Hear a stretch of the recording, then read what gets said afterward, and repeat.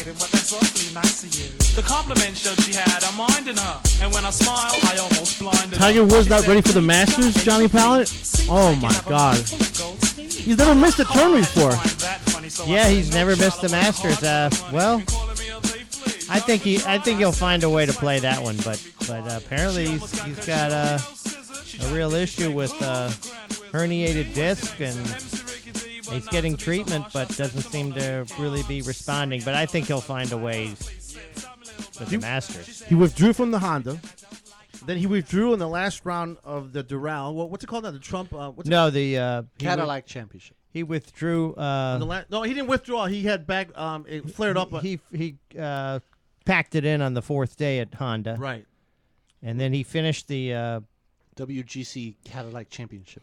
right. And then he. Let's start over again. He withdrew from the Honda at the last day, right? Right. Okay. And at the Doral, his back flared up on the last round. And he shot a 78. 78. And then he didn't even play the Bay Hill Invitational, which is called the Arnold Palmer Invitational. Right. Well, he usually skips the tournament at Tampa. Right. Which was called what was it called this year? It was the Valspar, I think it was. Yeah. And but then he called Arnie and said, I think on the Monday before the tournament, his back was not ready for play, so he skipped Arnie's tournament. Those are 3 tournaments where he usually plays very well. The Honda, at Doral, and then how many times has he won out at Bay Hill? 7, 8, 9 times. I think 8 times. Wow, met everyone. So he loves that Bay Hill course. Yep. Well, but I think he'll find a way to. Be hard to imagine him not playing in the Masters, but I guess none of us have any inside information. But apparently, it's a troubling situation. All right, so we'll get to golf a little later, but we need to talk about what's going on in college basketball. What's going on? Yes, 8 wins for Tiger at Bay Hill. 8 wins at wow, that's a lot for. And he's been this is 20, I thought I heard 22nd year on the tour, or 21st year on the tour, something like that. Since '96. So what's that? How many years is that? 18. 18. Well, I went too much. 21, 22. 18 years on the tour, and for him not to play, saying that he's not going to play in the Masters is something that you got to say, whoa, right? Yeah, I mean, he must really be back must really be giving him trouble to skip the Masters. I'm sure that's got to be probably his favorite tournament. That was his first major, so. Yep.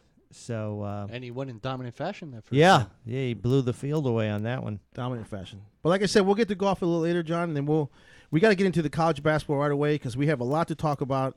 We're in the Sweet 16. Last week we did a 5-hour show, and we did our brackets. Everybody, and I'm doing horrible. I don't know how you guys are doing. Deal, how are you doing? Bad. Johnny Pallet. Maybe a little bit better than horrible. And Troy Hall is doing okay because he has your Final Four teams are still alive. Final Four is still there. Yep. And you were 22 wins and 10 losses in the first round. I did the research yesterday. A couple games here we need to talk about because there were games that you picked, like, for example, that VCU game over Stephen F. Austin. And Stephen F. Austin, what the hell happened there, Troy? How the hell did they beat VCU?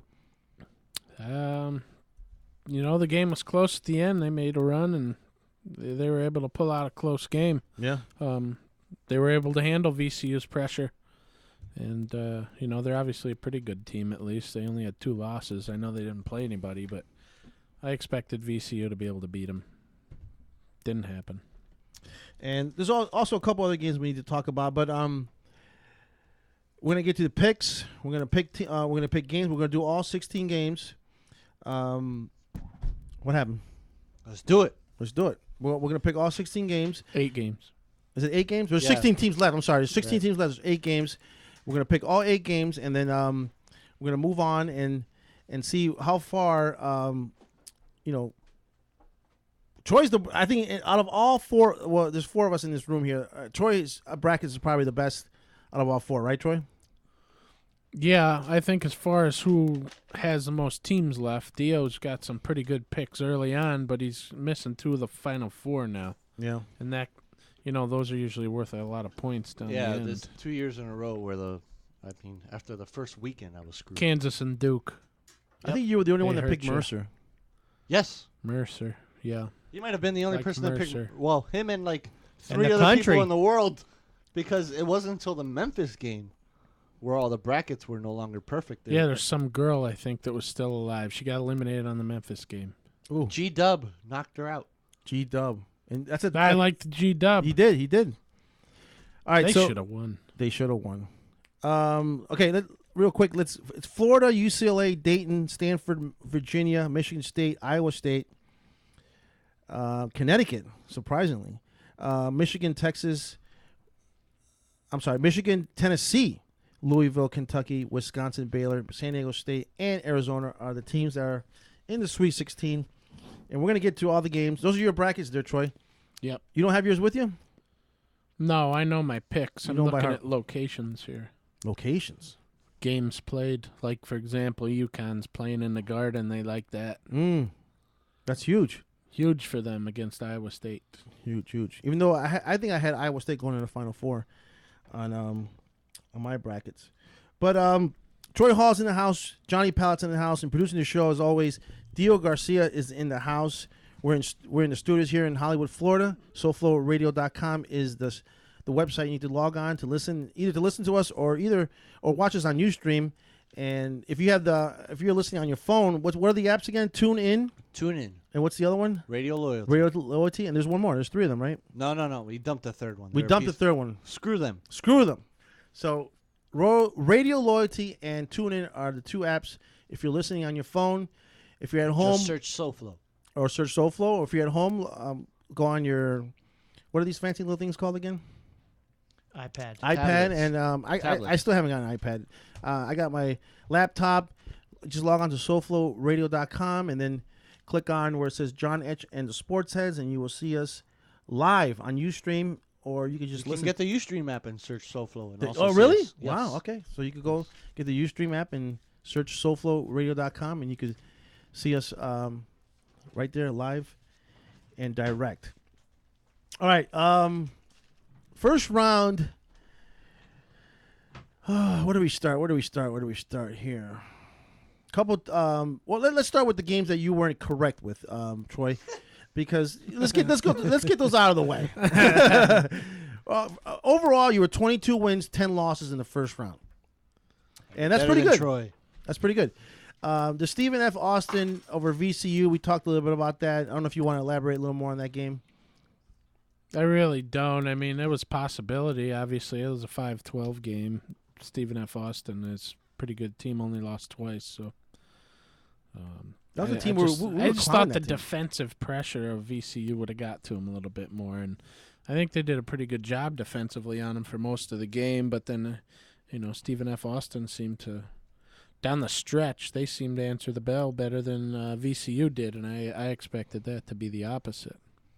All right. How about the Stanford beating New Mexico? That one I didn't expect at all. I expected, Stanford was coming off like a 25-point beatdown from UCLA in their conference tournament. I expected New Mexico to come out, especially last year after flopping first round. This is the second year in a row now New Mexico has lost first round. I think Harvard got them last year, and I didn't see that happening at all. Jimmy Robinson, I know he's listening right now. He picked Stanford to beat New Mexico. That was one of his he called it a 5-star special, whatever he called it. He had Stanford beating New Mexico. How about Memphis and G-Dub? I think I even had G-Dub on my bracket. Memphis beat Did you George bring your Washington. bracket? I threw it away. I burned it because I'm doing very, very bad, very bad, very bad. How many of your Final Four are left? I think just 2. Yeah, I lost 2 of them Yeah, too. you're in the same boat as me. Yeah. Memphis, George Washington, Troy, what you see in that game? You had George Washington. I had G-Dub, and, Memphis is very sporadic. They're a streaky team. They don't necessarily lock teams down defensively. I thought G-Dub's balance, and they have a great coach, and I figured, they'd come up with a game plan and pull out a close one over Memphis, but it didn't happen. Memphis was hitting shots, And they looked in control pretty much the whole game too, and that surprised me. They deserved to win the game. They beat them all over the court. 58-53 was the score of Stanford over New Mexico. George Washington loses 71-66 over Memphis. The next game that was very surprising. Well, I don't want to say very surprising because there was a lot of guys that had Harvard to beat Cincinnati, but you had Cincinnati, Troy. Tell us about that game. What happened in that game? I had Cincy, and Harvard deserved to win that one too. Cincy wasn't hitting at all. Harvard was taking it to the 10. You had Harvard. You had Harvard. Yes, too? I did. I don't. I didn't. I had Cincinnati. Yeah, remember he goes, really, Harvard? Yeah. A Nailed lot of people liked Harvard. Pally too. had Cincinnati, right? Pally? Yeah, I had Cincinnati. I just didn't see that happening, and in the game, I was just surprised. I mean, you figure Harvard is a smart team, obviously, and Obviously. it's Cincinnati kind of surprised, but I mean, they actually looked stupid during the game. I mean, they looked confused. They were Offensively, Harvard was challenged. They were getting they're offensively challenged. They have a history of that, but defensively, they lock teams down. Harvard's shown the ability to score, but their level of competition has not been very good all year. Obviously, they won last year in the first round of the tournament, and I think they might have even won the second round, didn't they? Did they go 2 rounds last year? Yeah, they went to the Sweet 16 last year. They went to the Sweet 16. So, obviously, they have a good coach, and I was just surprised how many easy buckets they were getting, like down the lane, and that's just a great coaching job to be able to spread them out enough to – because I've watched Cincinnati a lot of times this year, and when Jackson's sitting there in the middle, nobody's taking it down the lane and getting buckets. And they were able to draw him out of there, and they were getting easy buckets there. And Cincinnati continued their offensive struggles, and Kilpatrick didn't have one of his better games. And How long has Harvard Tommy beat 'em. Amaker been there? Second year, third year? No more than that.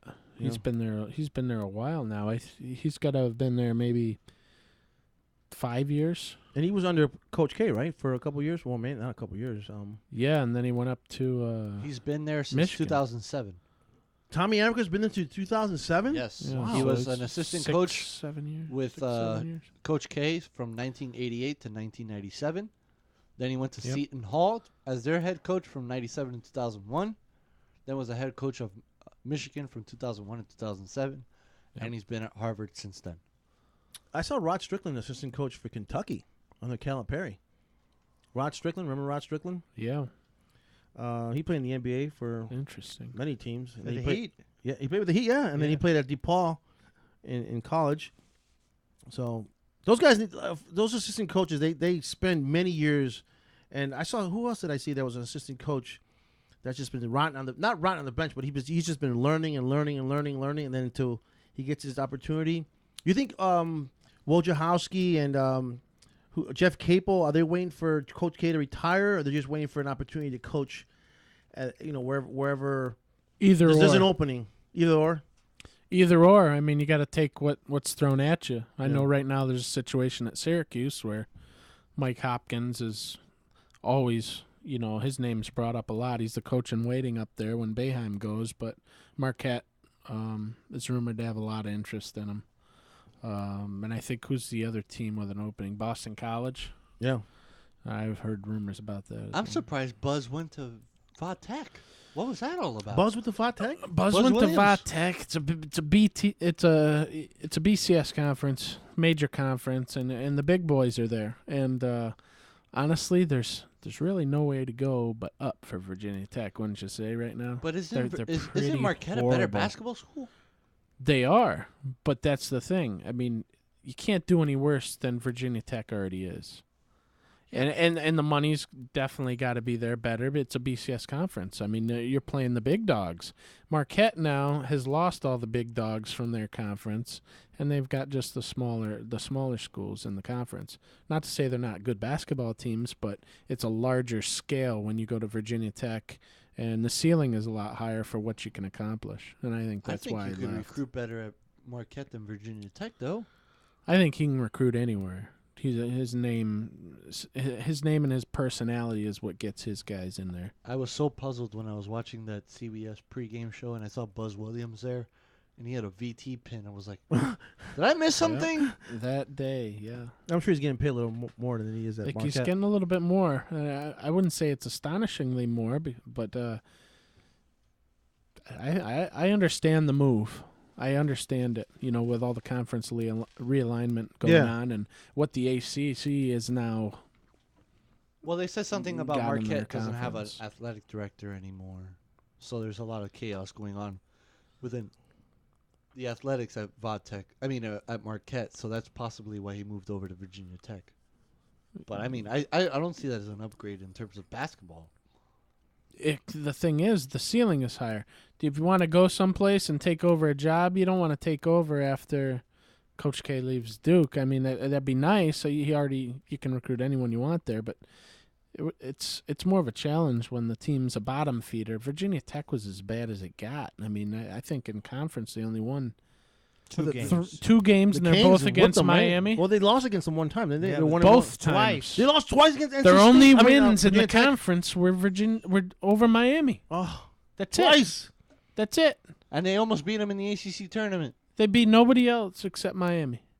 So I mean, there's nowhere to go but up. I mean, Yeah. the guy's coming in and he'll be able to get players. He just can. He's a coach he's got a personality to him, and he'll get his guys that are drawn to him. So I think they're obviously going to improve with him. He's a good basketball coach. Yeah, he's a great basketball coach. I just think when you leave Marquette, you go for a better school than Virginia Tech. Yeah, but why? Why would you want a better school when you can go somewhere? There's no way you could do worse. There's no way. And you have everything you need. You're in one of the top conferences. This year, a lot of people consider the ACC to have a down year basketball-wise, when you consider Duke and North Carolina and Syracuse and whatnot. But next year, you're talking about Louisville and Pitt. Ooh. Well, Pitt's in there now. Louisville and who else is joining them next year with Louisville? It's not UConn, I is think it? it's just Louisville. For now. I think there's one more. I should know this, and I don't. It's frustrating me. All right, We'll the find out. next game, while Dio's finding out what's going on there, you had Providence over North Carolina. North Carolina wins 79-77. Troy Hall. What'd you see in that game? Game made me sick too. I thought Providence had them. They did have them. Mm-hmm. There's 2 games that made me sick. St. Joe's blew Oh. it against UConn, and We'll get to that game. Yeah. Providence too just made me sick. They had them beat, and Carolina came over. They had a high ball screen up top. The guy Page, he drilled a 3, and then I don't know what.